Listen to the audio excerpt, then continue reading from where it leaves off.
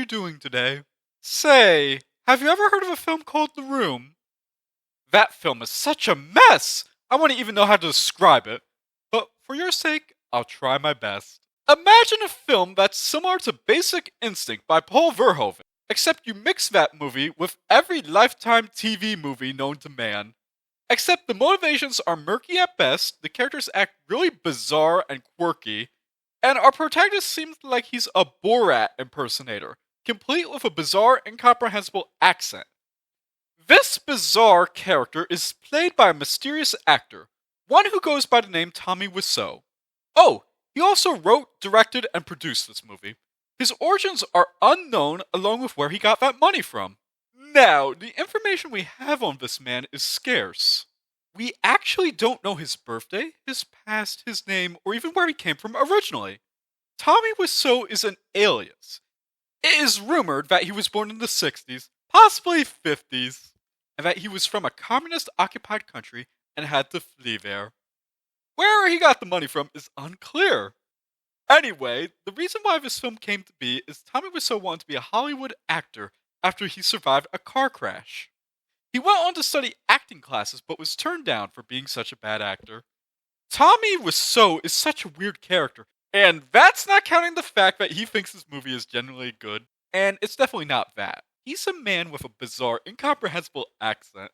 It's one that's described as a mix of French, Polish, and Southern Louisiana dialect. He likes drinking water scalding hot, has 5 cans of Red Bull a day, and eats an entire turkey for his Thanksgiving meal. He also vaguely resembles a vampire, but when backed into a corner despite all that bravado he has, he's a coward and cannot defend himself when backed into that. What a wimp! And I thought the narrator in Diary of a Wimpy Kid was a coward. Moving on. Now, imagine if this nutcase decides to make a movie for himself. It goes just as bad as you'd think! Tommy arrived at shooting hours late on some days, which resulted in a lot of time and money wasted on shooting, as well as frustrating most of the cast and crew.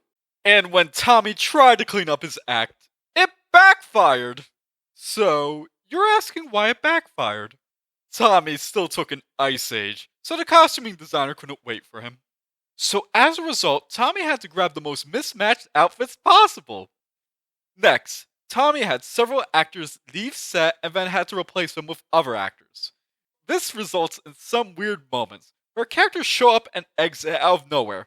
Some of them even started noticing that their plots and characters weren't adding up to the story.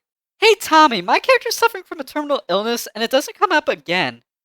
What does this even have to do with anything? Oh, it'll come later. It'll be important. Just wait here. And for some reason it doesn't. Plot threads just hang there. Next, Tommy had to deal with several camera crew members exiting. These guys were very picky with him, and they held him on a short leash. And rightfully so! He was considered a very bad director. He was picky, bossy, and fussy, and they weren't having any of it. One of these cameramen asked Tommy to rent a generator for filming. This was something that they desperately needed. Tommy lied to them about that. He also lied to them about calling the rent companies when they were out of generators. When they figured out he was lying to them, they quit on him. So he had to go through several other companies just to get this film made. And for a man with seemingly limitless wealth, this guy was such a bozo. To explain, Tommy purchased $500,000 of film equipment, a move not even most major studios would make. His biggest flaw was having 35mm cameras and high-definition cameras and shooting them at the same time. And Tommy got one of his film crews to quit not just because he lied about the generators, but because that badly needed generator was needed for $200 a day. Eventually, as production dragged on, the cast and crew of The Room just gave up on it. Most were even convinced it wouldn't be viewed by anyone, and professionalism on set fell apart completely. They also had to get the film on set by themselves, for all major studios refused to touch it, even ones looking for independent movies. And they found this out in 24 hours. And after enthusiastically putting every inch of sweat, blood, and tears into this project, they had become the laughingstocks of the entire nation. And you know what?